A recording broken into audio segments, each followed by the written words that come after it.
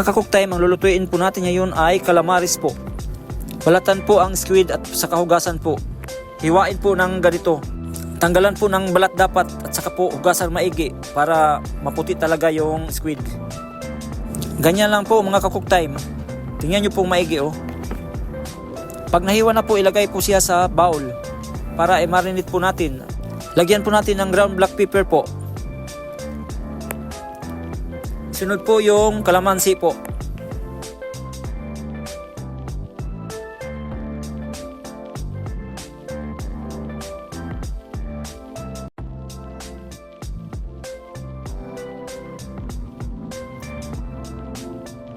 Isunod po natin yung itlog po.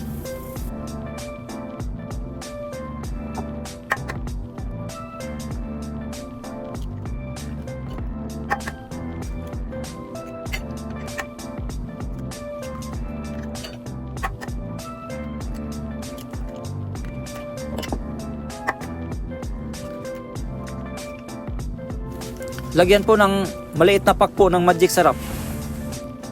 Kung may chicken powder po kayo, pwede po chicken powder na lang po ang ilagay.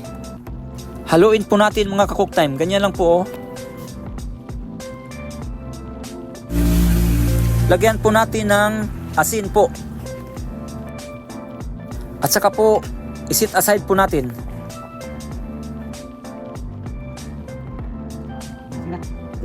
Breading na po, gagamit po tayo ng crispy fry at saka flour. I-mix po natin yun po yan.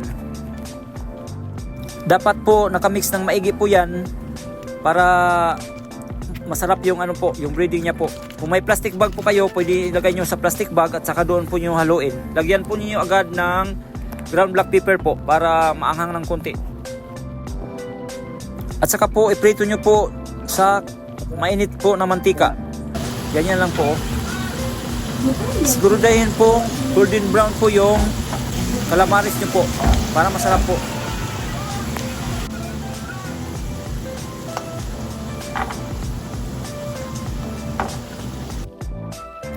Ayan na po, luto na po yan. Yan na po ang finished product po natin.